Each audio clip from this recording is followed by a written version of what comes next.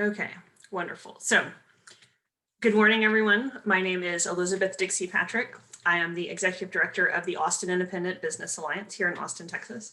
I appreciate you joining us this morning. We are here and we're going to talk about reorganizing strategies to counter the COVID-19 recession. That's a really big, heavy title. So maybe I'll just take a deep breath. Like, this is going to be fine. What we're doing is we have long believed as an organization and me as an individual that knowledge is power and that we should share that as much as we can. So we have two people here today that have some knowledge that I think is going to be really powerful for you as you kind of go forward into whatever 2021 is going to bring us. And we're going to share that with you. So yeah, I'm excited that we have this going. A few housekeeping things. The format with everything that we do is pretty informal, and open discussion is welcome. So Hunter is going to lead us through a presentation. Scott is here to also answer some questions. If you have questions in there, you are free to ask them out loud if you want. If you want to submit them in the chat, we're happy to do it that way. I also know that we're going to talk about some financial situations maybe, and you might have a question that you want to ask, but you don't want everybody to know that you're the one asking. We're also completely cool with that. You can email those to me. I put my email address right here. Most of you know my email address. I'd be happy to read them out loud. And we can do that. I also want to say, I know we have some people who are here as members, and thank you so much for your membership and your support of the local business community in Austin. What a unique city to live in, and a unique economy and a community to be a part of. Global pandemic or not, we are working to support and advocate that whole community.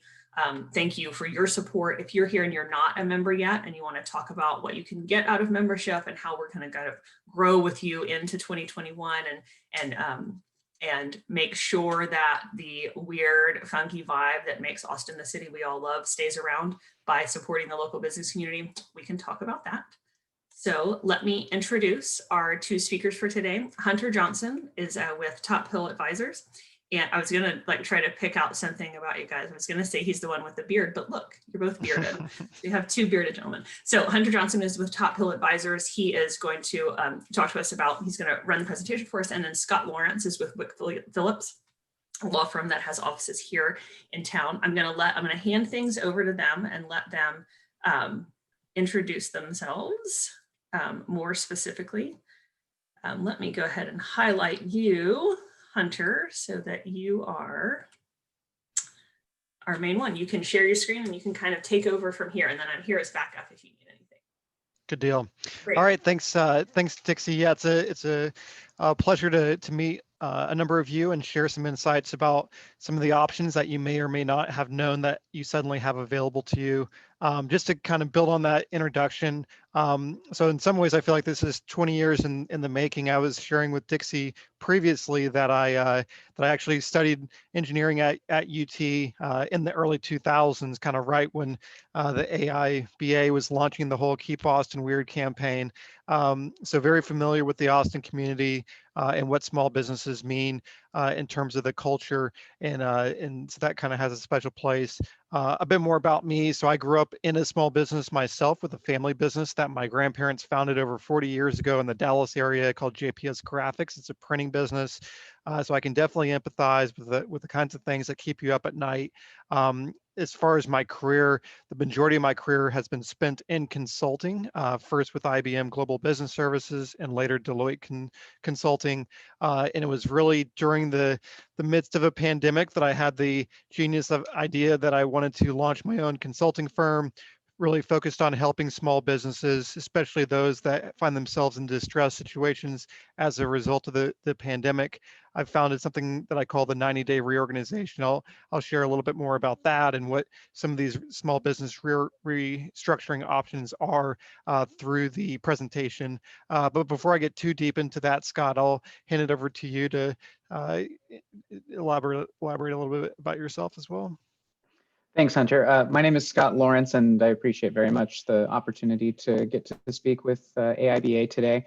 I am a bankruptcy lawyer. I'm based out of Dallas, but as Dixie mentioned, we at Wick Phillips have offices in Dallas, Fort Worth, and Austin. And in the practice of bankruptcy, we tend to go wherever the client needs us to go. And in particular, I practice all over Texas. I've done cases probably primarily in my career so far in San Antonio, but I've had several extensive engagements in Austin. I'm currently representing Chapter 11 bankruptcy trustee in the Austin area, and really love the city and all the time I've gotten to spend there over the years. Bankruptcy is a very unknown process to most people, and so as Hunter mentioned, and then as Dixie mentioned too, the power of knowledge about these processes is very important in a way that it's nobody talks about these things unless you come and specifically seek out this information. So I really hope today that we're able to answer some of your questions, give you some of the basics about what this process looks like and how it might be useful to you or somebody you know, and that way to empower you to make better decisions and more, use what leverage that exists for you in a way that's most helpful. So I'm really excited to be here today, and hope that you're able to come away with something like that. Good deal. All right, thanks, Scott. So let me go ahead and share my screen. So I do have a set of slides just to give us kind of a backdrop to all look at, but I do want this to be conversational. I think in terms of pacing, I have probably about 20 minutes of content. If questions come up during that time, feel free to take yourself off mute and we can talk about it at that time. And if not, we should have the balance of the hour to handle quite a bit of Q&A. So this presentation is really purpose-built for small business owners. The solution is purpose-built for small business owners, and it's really a how-to on if you feel like you need to escape the exhausting kind of cash flow treadmill that you find yourself on, and you don't want to heap on more debt, you don't want to drain more personal cash. This is these should be insights that should be useful for you. So I'm going to show how you can buy yourself time, how you can renegotiate with vendors, how you can stretch out payments, and most of all, how you can keep your business in business through the pandemic that we know has been so problematic to so many small businesses. And to kind of build on that, just so that we can all kind of level set on the problem. I know we're all familiar with the problem and probably sick of hearing it in some variation or form, but we all know virus cases are continuing to spike, especially in Texas. We're tipping over 20,000 new cases per day. And with those cases spiking come, government restrictions and all the things that we have to do to try to keep the status of our public health in order. And the other thing I think that we all know is that small businesses have been disproportionately hurt through this pandemic. When you look at the Yelp study, they went and benchmarked back to March 1, how many businesses existed on Yelp on March 1st and have since either temporarily or permanently closed. The numbers are staggering. For the entirety of the year of 2020, it came out to 800 businesses per day closed during 2020. So it's really a pretty phenomenal and distressing number. And when you look at the types of businesses, restaurants have been hurt, first and foremost, retailers, personal care, bars, and then fitness type businesses. So largely brick and mortar, but other businesses as well. So one of the first things I want to do before we get into kind of the minutia of the law and the reorganization and how all this works is to kind of level set your financial health with a quick status and a quick kind of assessment. So there's a number of ways to evaluate your financial health. There's some very kind of technical ways to do that. And then there's some kind of more top of mind ways to do that. What I thought we could do is start with a kind of a 10 question top of mind assessment. So if you take out both hands and kind of count up how many of these questions you answer yes to, it should give you kind of a barometer of where you are and what solution is appropriate for you. And there might be some that you don't know off the top of your head. So maybe you keep a second count of just unknown. So it's 5 yeses and 2 maybes, or 2 unknowns, something like that. So the first question is around your sales. So if you reflect back on the last 3, were your sales down compared to the same period of the previous year? So that, how are your sales trending when you look at kind of year over year? So that's the first question. And the idea is you keep a running tally of these 10 questions. The second is similar on the sales front, but is more with regard to seasonality. So a lot of our businesses have seasonality, peaks and troughs. When you think about that peak this past year, did your seasonal peak in sales underperform the previous year? And the reason that's important is because, a lot depends on, those seasonal peaks. That's a prime opportunity to generate cash, creates momentum to the business. And if you've missed that peak, that's an important kind of note to make in terms of assessing your financial health. The third is with regard to your cash flow. So one of the things I mentioned from the top is people piling on debt, people having to inject personal cash. So if you've had to inject personal cash into your business in the last few months, think back and reflect on that one. The fourth is your people, your payroll expense. Are you worried? Is this something that keeps you up at night? Your ability to make payroll. And if you think about it, kind of independent of the next round of PPP reliefs, things like that, just kind of the normal run rate of your business, irrespective of relief that might be out there or might be coming, is that something that worries you? And similarly, on the employee front, the fifth question is regarding your employee turnover. What is it? Because I think that's largely reflective of the confidence that your employees have in your business, and we know our employees are very important to the success and financial health of our business. Has that employee turnover increased? Some of your businesses might always have high attrition. Others might have very loyal employees that have been there forever, but reflect back on what that attrition rate has been of late. The sixth is one that we hear quite a bit, and where there's a lot of benefit from some of the restructuring options that we'll talk about, is regarding your landlord. Are you behind on rent payments? And it could be that there's kind of an unofficial agreement that you're reducing the amount of payment that you're making. In the event that it's not official, I would still count that as being behind. Or if payments were deferred, and that's something that causes you heartburn, I would count that as well. So don't be so technical on it. If you're behind, there's a couple of different flavors in terms of what that can mean in terms of your relationship with your landlord. So that's number 6. Number 7 is your accounts payable. Are you overdue on paying your suppliers' invoices? That trade debt that exists in your business. Maybe someone gives you normally 30-day terms and you've extended that into 60, 90 days, drawn that out. That's another form. 8 is regarding your taxes, Uncle Sam, or local or state taxes. Are you behind on any of those, or did you purposely file for an extension? 9 is your debt coverage. Mentioned before, kind of a lot of businesses resorting to heaping on debt, and was your operating profit for the last month less than that monthly loan payment, if you think of it kind of in those relative terms.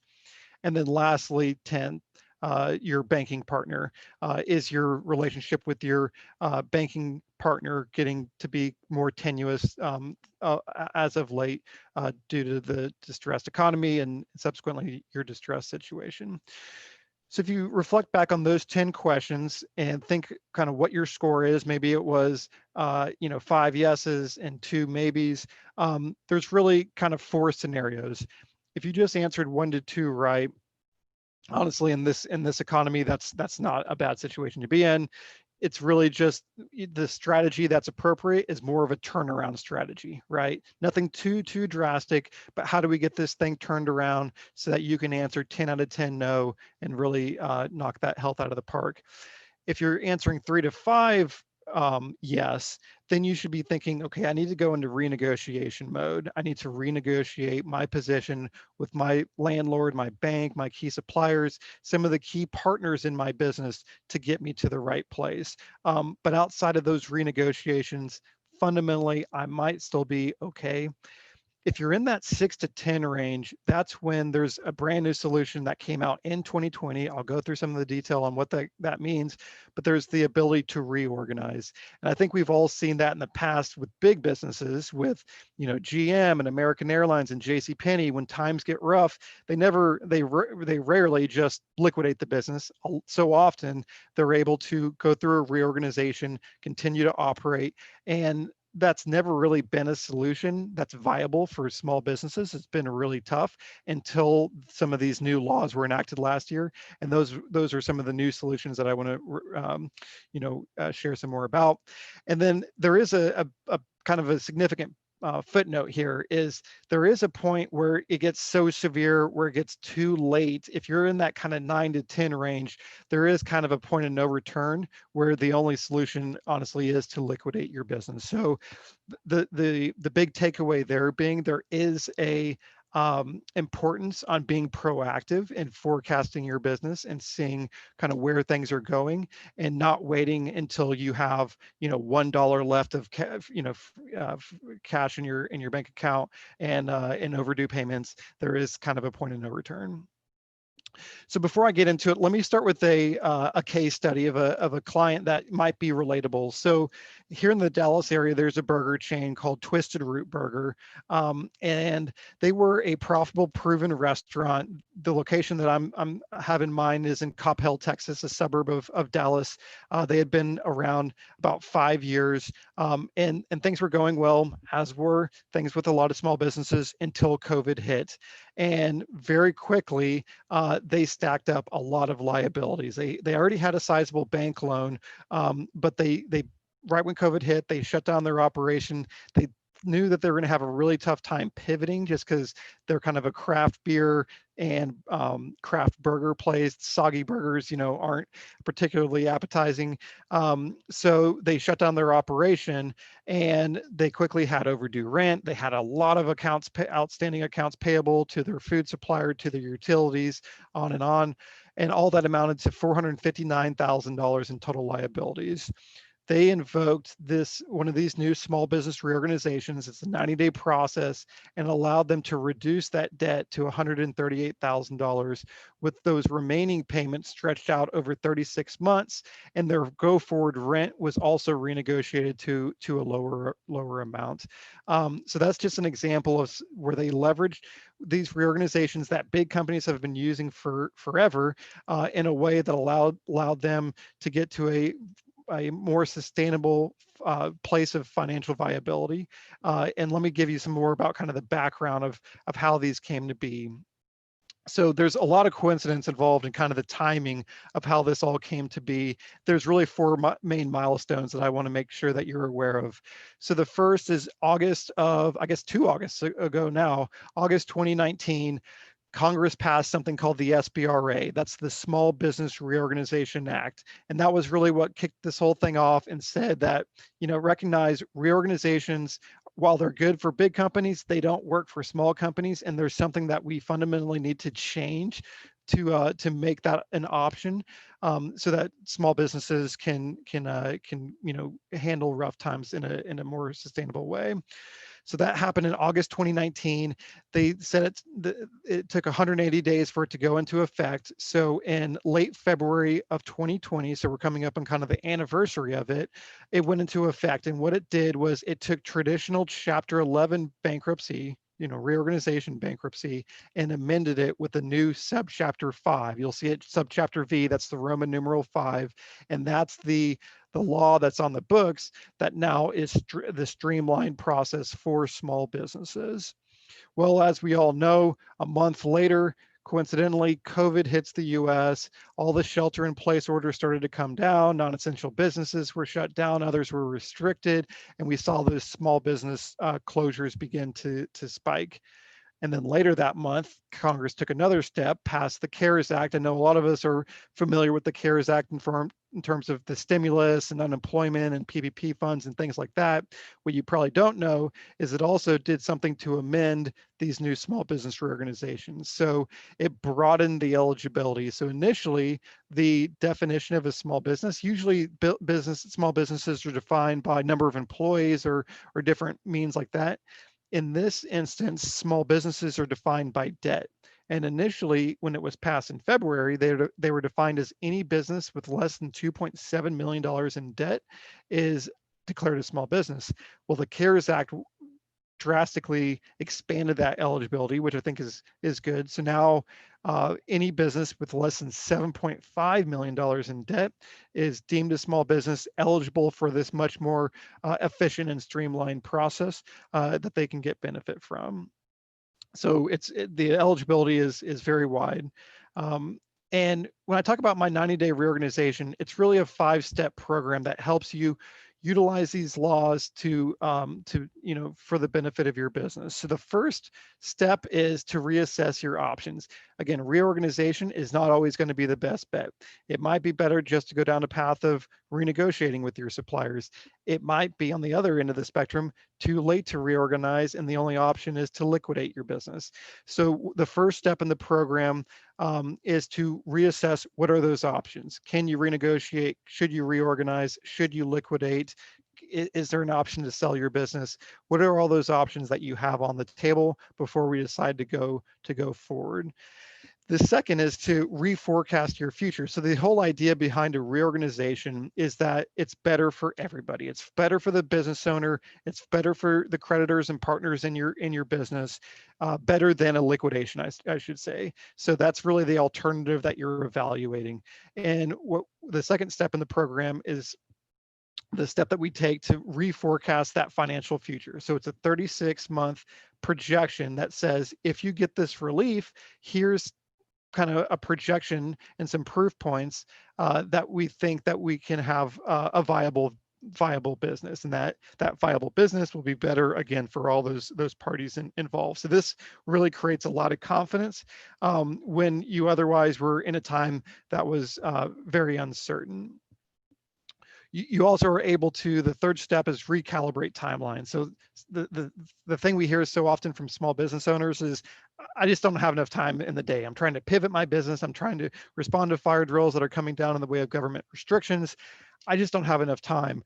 What this solution does is allows you to hit this pause button. It's a 90-day pause button. Something called the automatic stay goes into effect and allows you to recalibrate those timelines, gives you room to breathe for 90 days to reimagine what your business should be like into the future. And that's something that we find a lot of benefit in.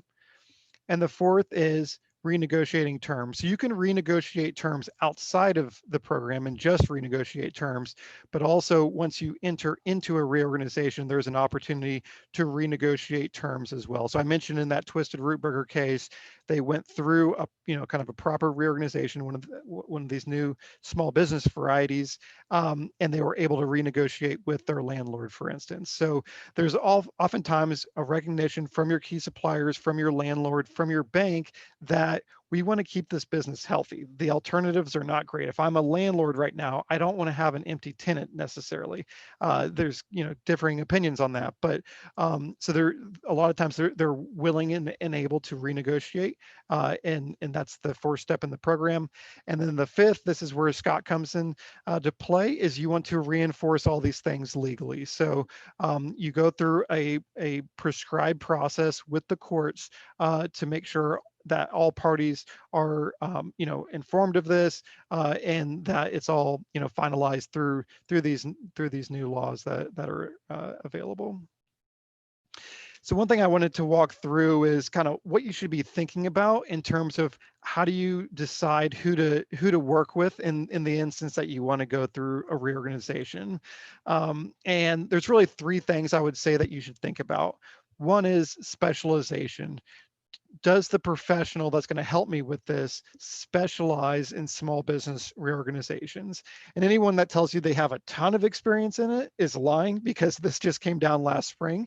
But there are different things that you want to make sure that they are aware of, so that they're not just kind of figuring this out for the first time. So that first criteria I would guide you to would be look to make sure that they specialize in this and that they've studied up on it.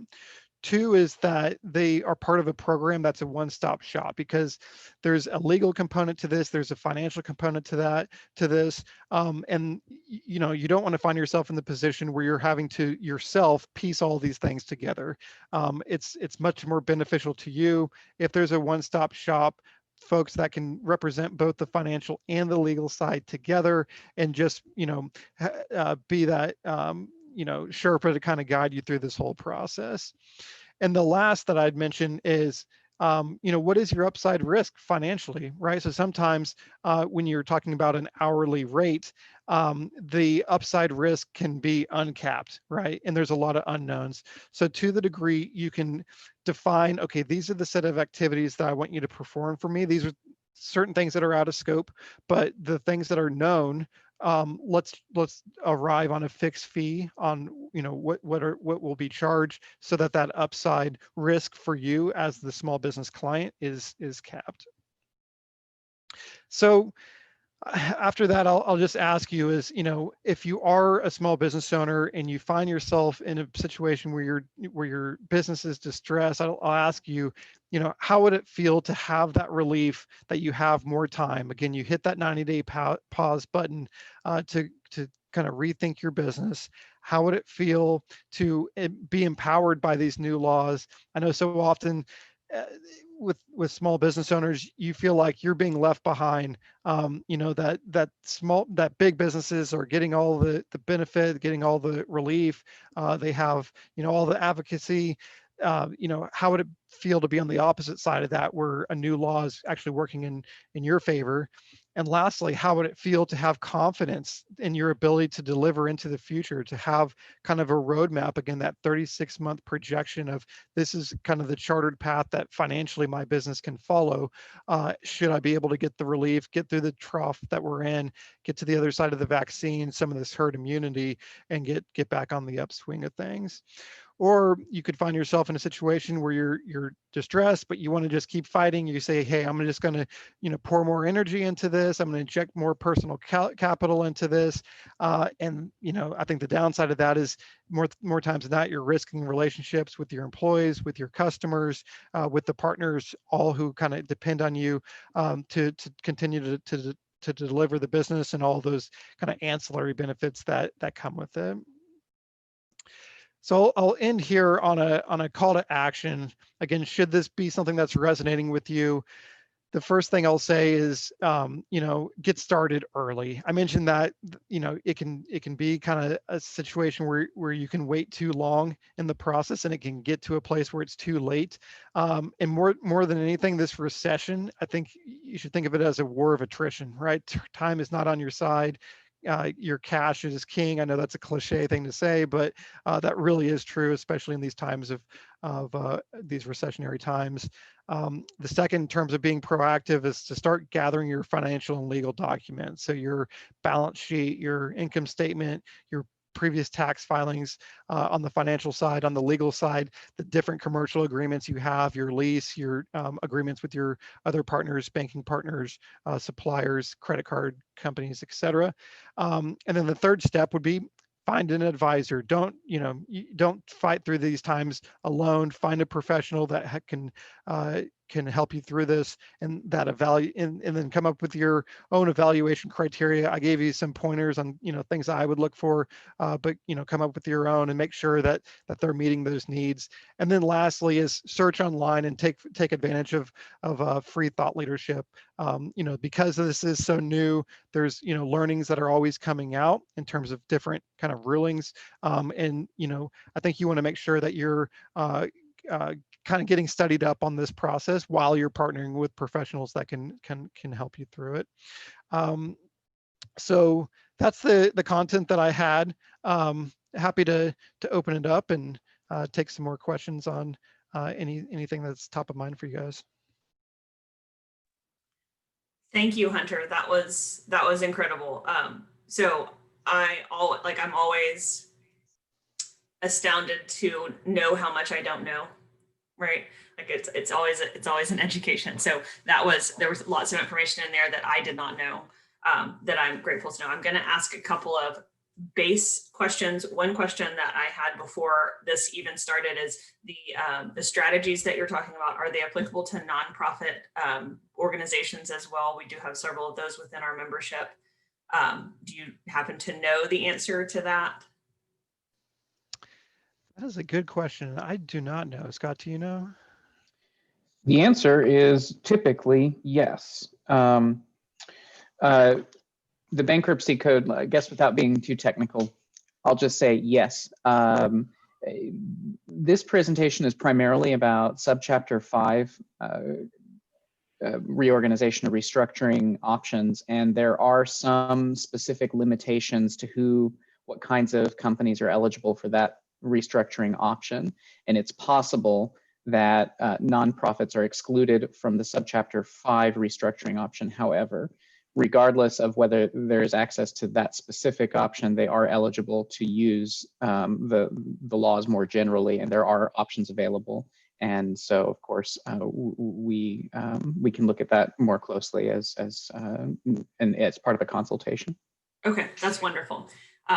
Yeah, we have, Austin is such an amazing arts community, and there's lots of places who are operating kind of in that art world that have just been absolutely decimated because we're not gathering in person and everything else. So looking for strategies to help them continue doing what they're doing.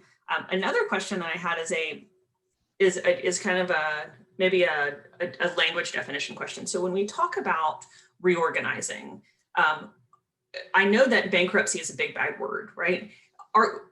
Is bankruptcy kind of an umbrella term that we're using? And one way that you can reorganize is through bankruptcy. Should we maybe just all sit with the word bankruptcy and realize that it's not maybe the most terrible thing that's ever happened, that it can be? I know that I just read that the Nra is filing bankruptcy, so it definitely happens to people with tons of money coming in as part of a reorganization. And maybe if you guys could talk to that a little bit to just kind of make the word not so scary. Sure. No, absolutely. And I try to be pretty purposeful and trying to not call it bankruptcy as much as I can, just because I think you're 100% right. There is kind of this stigma that's attached to it. Now, I'll very passionately make the argument that there shouldn't be that stigma attached to it. There are people that game the system and use bankruptcies to their favor. Now, I'll say reorganizations, though, one of the things that you prove, and I touch on this a little bit, but just to circle back, is when you go through a reorganization, what you're doing is you're putting forth a plan that says everybody will be better off if we reorganize. No one's getting, to use a flippant term, no one's getting screwed here, right? This is going to be better for the creditors. This is going to be better for the employees of the business. This is going to be better for customers. This is going to be better for business ownership. And if you can't prove that, the courts will not allow you to reorganize. You have to quantifiably prove that this is going to be better for everybody. And that's the biggest test that allows you to get through a reorganization. So I think so often people are focusing on that ethical question. Is this ethical? And I think that's a very important question to ask. I think small business owners ask that question more frequently than large corporations, which I very much appreciate about small business owners. But I think that's the test. And the contrary would be, if you don't reorganize and your business goes out of business, is that ethical, right? Because in that instance, your employees lose their jobs, customers lose a place to go, all those same things. So if you view it through that lens in terms of what is the alternative, and does it pass that test, again, that's better for everybody. I think Dixie, I think that's a really important question. Scott, I don't know if you, I'm sure you have some thoughts on that as well.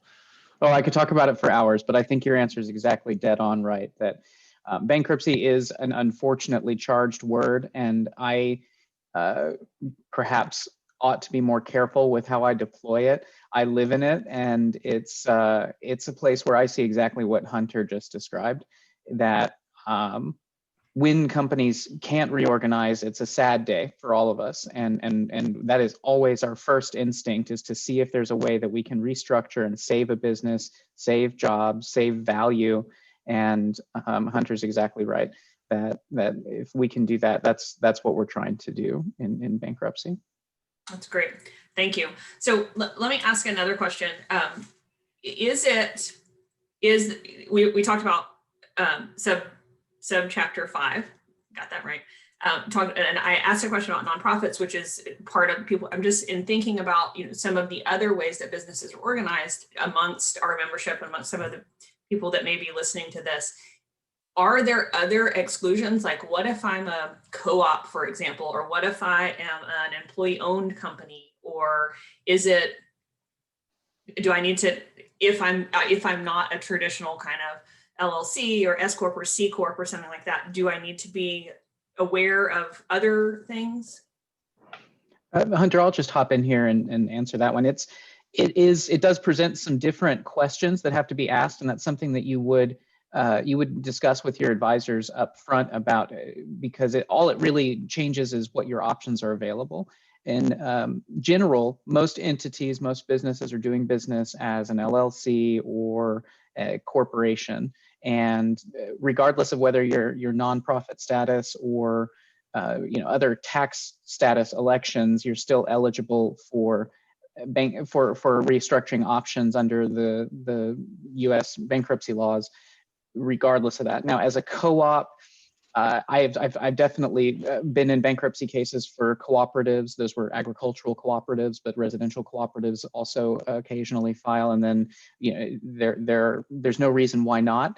And it just like with this bullet on the screen right now that says start gathering your financial documents and legal agreements, one of the first things any good legal advisor is going to do is get to the bottom of exactly what the business is and what options are available to it. Okay, thank you. I appreciate that. That just came to me. So let me ask a couple of questions from the chat.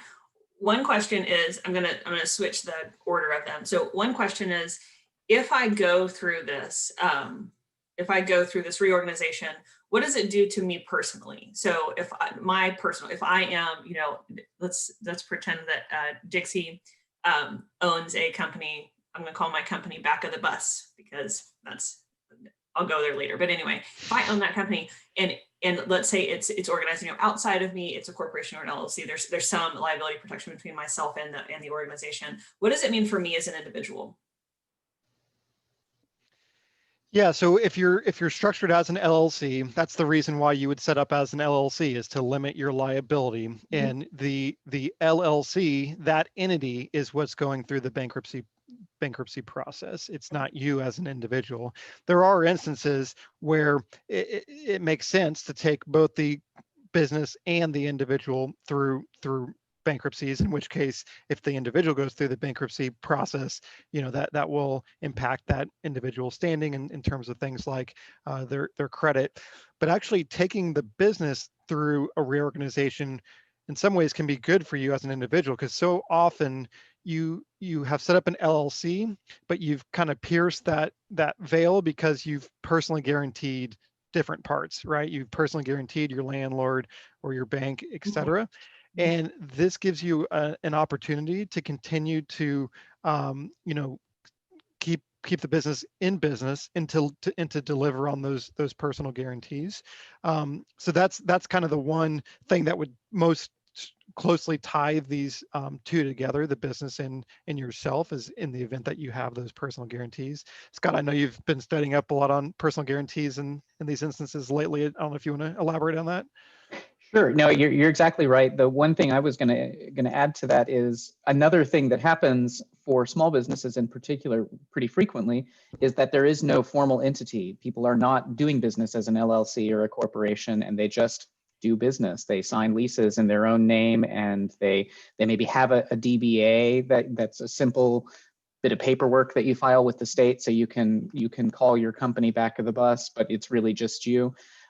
Subchapter 5 is absolutely available for individuals who do business and as themselves as well. And in many situations, I think that you're talking about a smaller, more informal business that's common and just as valid a reason to restructure and try to save a business as American Airlines or the NRA. And the laws work equally for all different types of debtors. And I think the other question about individual liability is something too. That's a great question to talk to your advisors about your specific circumstances, because usually a small business owner does have some personal liability, like a lease guarantee, and that's something that a good lawyer, a good financial advisor are going to talk with you in depth about. It's important to get that right before you go heading down a path without considering all your options. So that's an important aspect of this, is to have a lot of detailed consultations and conversations with your advisors, and make sure that you have asked and talked through all of these questions before you go down the road. A lot of time, and what I'm thinking about specifically is, a lot of times small business owners are used to doing everything on their own, and they're very independent folks, and they want to either try to do this on their own, or try to find somebody who will do it as cheaply as possible, and won't be very thoughtful about it, because they're just trying to cut corners, and this is not the place to do that. So you want to make sure you get to the bottom of all of these types of questions before headed down this path. That's great. Okay, thank you. That's it. The answer is a little complicated because the question is a little complicated, right? So we have so many different ways that people are organized, and so many different ways that individual liabilities have been assumed, that it's good to know. So another question on there, and this is, I know, going to be one that everyone is thinking about. So most small business, unless you're in the office cleaning or the outdoor sports arena, where you're selling that kind of equipment, or liquor stores, I hear, are doing absolutely amazing business during the pandemic. But for almost everybody else, you've been hit by this. We have a huge percentage of our membership who has either taken PPP loans or has taken the EIDL loan, which is the emergency injury disaster loan from the SBA. So how does this reorganization and kind of debt restructuring work with those two programs, the PPP specifically, since it is a forgivable loan and has all of these kind of crazy regulations that go with that, and then the EIDL loan, which is just a traditional low interest rate loan from the SBA? Sure. So Scott, maybe I'll talk a little bit about kind of the difference between secured and unsecured debt. And if you want to talk a little bit about that latest relief package and some of the clarity that came in that, in terms of what it means for PPP loans. So the first thing I'll say is, when it comes to reorganizing, you look at all your liabilities, and they really primarily come in two flavors, either secured or unsecured. And it's really the unsecured debt that you have the most kind of flexibility with, in terms of reducing that amount over time. The secured debt is, and the reason I mention all this is because things like your SBA loan, that PPP loan, the EIDL, those are going to be secured loans. They're secured against the business, and there might be flexibility in terms of stretching those payments out over a longer term, but those payments will be made in full, and that's unlike unsecured any unsecured liabilities that you have, which could be stretched out over time as well. But the unsecured, the difference there is that they could be reduced in the amount. But in terms of what it means in terms of that eligibility, Scott, I don't know if you wanted to elaborate any more on that. I think the eligibility question is important. As you mentioned earlier, there is a limit to how much debt you can have and still qualify for a Subchapter 5 restructuring. And for the most part, these types of loans and the businesses that take them are still going to qualify. So for one thing, yes, if you have the opportunity to access PPP loans or SBA loans or EIDLs or whatever the case may be, that should be a component of under consideration. And if you can get some additional funds, as we mentioned, cash is king, you may be able to just use those funds and be able to reorganize or restructure your business through that all and be done without having to enter into a court proceeding. And you should know that if you do that, this restructuring reorganization option is still available for you later on down the road. Additionally, alternatively, the new revisions to the law that Hunter referenced a few minutes ago also preserve and protect your eligibility to take new SBA loans and new PPP, EIDL loans after filing a subchapter 5 or any bankruptcy filing, because you may, if you follow this really closely, you may have read some stories about folks seeking out those loans after filing, initiating a case before these programs or before the pandemic hit, and then not being able to take them. That issue has been resolved in the latest round of legislation, so that one strategy that's very effective, that may be perfect for a lot of people's situation now, is to go in to a restructuring proceeding, limit the amount of money that you have to dedicate to paying sort of legacy, old, unsecured debts that Hunter was talking about, access PPP or EIDL loans to be able to make ongoing payments to things that you do want to keep and preserve to go forward. And that can be a very strong strategy to help turn around a business and help it emerge from this pandemic strong and ready to take advantage of the next wave of growth. That's amazing. So that's totally brand new information. I thought the opposite of that was true. I didn't realize that was one of the things that changed with the new relief package. That's great news for small business that is for anyone who's in this kind of predicament where we're like, I don't know where to go next and I need to reorganize to get out of it. I wonder if we could, I wonder if we could talk for a second, and this is a little bit of an opportunity to get an opinion from both of you since you're working in this space, and maybe a kind of crystal ball prediction. Where we stand right now, in all over the United States, but in Austin and in Texas specifically, where we have a vaccine rolling out, we have, it's actually going from being in the freezer to being in people's arms. We definitely, I think, will still be on the highest level of restrictions for the next couple of weeks in the city. I don't have a crystal ball, but I'm just saying, like, that's where I think we're going to be.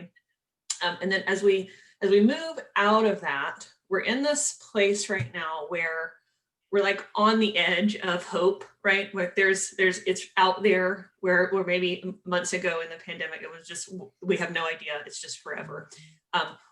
What are from all your work with small businesses and all the knowledge that you have about what's going on, if I'm sitting here and I'm thinking, I think I need to restructure, like I don't know how many more months of payments I have before I'm down to that last dollar. But I see in 3 months I'm gonna have customers again. Like it's just right there, right? When the summer starts and the weather warms up again, I'm definitely gonna have customers. If I'm trying to make a decision, do I just hold on, or do I think about reorganizing and think about going through a bankruptcy? How do I weigh that? Like, what's your hope level? If I'm just holding on for 3 more months, are you like, just hold on, you'll be fine? Or are you thinking this is still a so good idea for you? I'll start with kind of my crystal ball point of view and some observations. Yeah. So no, I think you're exactly right. I think there was a period previously, let's go back to kind of late summer, early fall, where things were really distressed. You had been, as a small business owner, in this for enough amount of time for some of that pain to really substantially creep in. And the difference then was there wasn't clear line of sight to the other side yet, right? So I think some businesses we that I've talked to were reluctant to reorganize then because they didn't know, where the other side of things were, right? Like, am I going to invest in this this reorganization and not know where the other side of it is? I think where we are now is a place that there is more clarity on how I can get to that other side. So that's good. Me personally, I think we're more kind of 6 to 9 months away versus 3 months. And I think that 6 to 9 month timeline is a perfect amount of time because, again, this process in of itself is a 90-day pause, right? So you kind of buy yourself that 90 days just to submit your plan of how you get to the other side.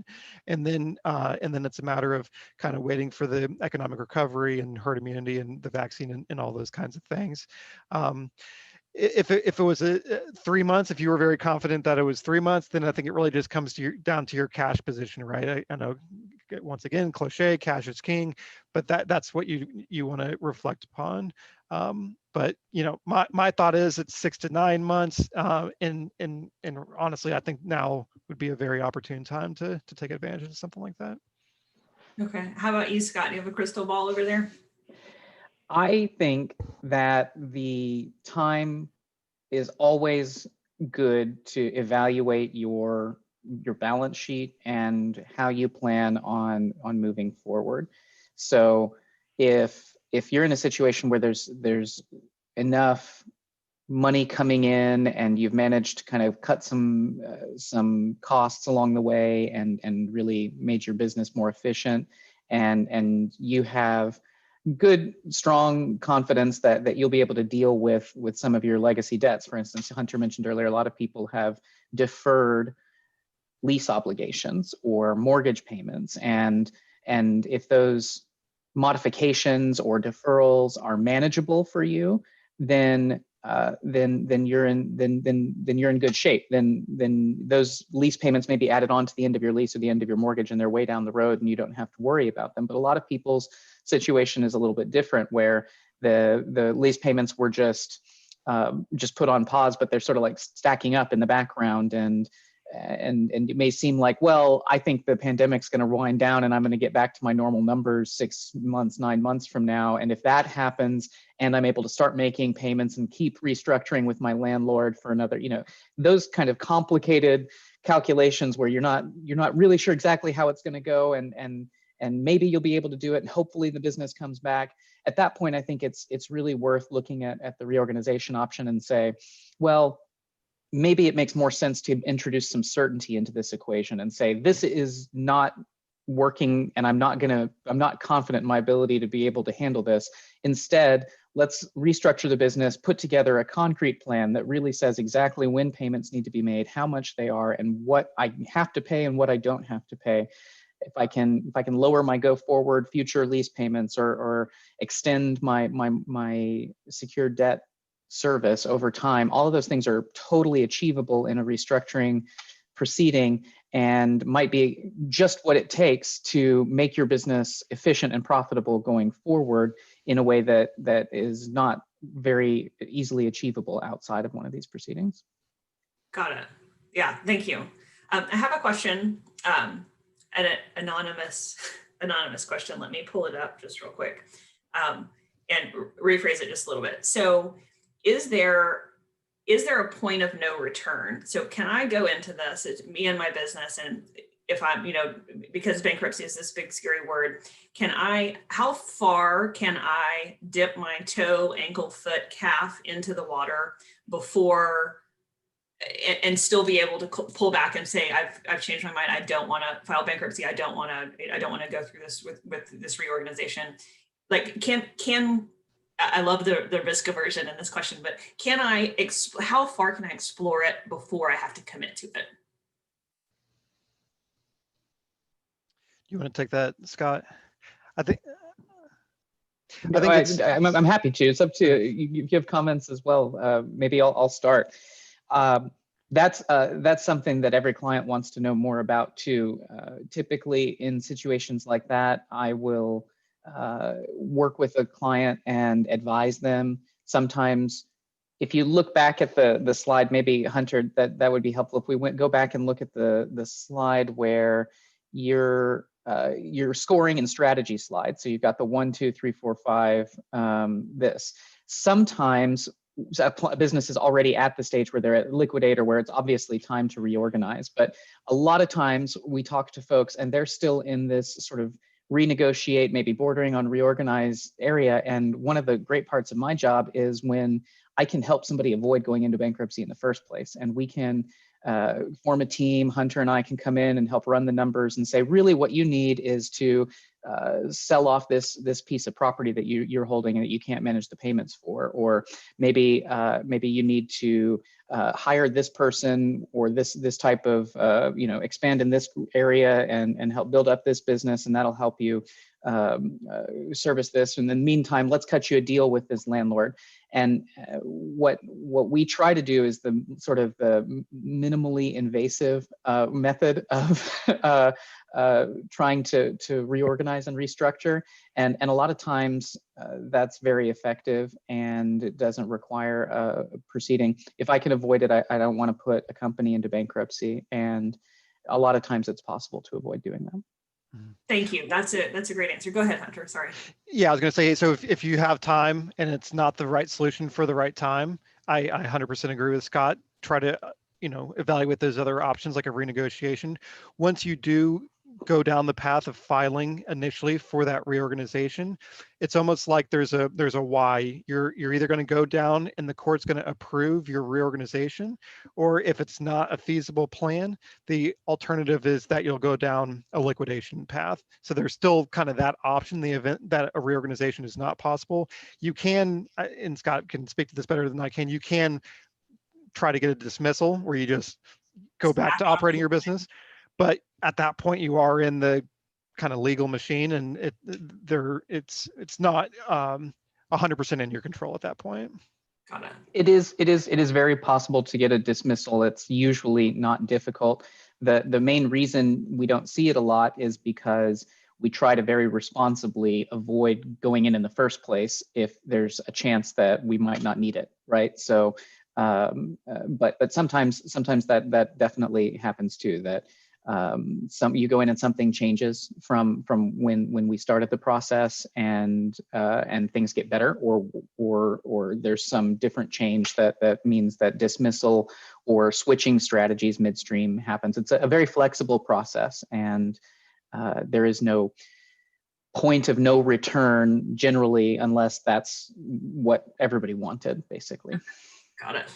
Thank you. So it is just about 2 minutes before our time is up. So this has worked out absolutely perfectly. I want to thank the two of you so much for bringing this information to our group, for making it so accessible and so much less kind of scary than it was before we started talking about it. I'll say that we were hesitant to have our first event of the new year, which is this, talk about this big scary thing. And the more I sat with it, the more I just think that we really have this knowledge is power thing, and we have to share this. These are unprecedented times. Everyone's talking about that. I want to make sure before we sign off that if anybody has any other questions that they would like to ask, you're welcome to reach out to me.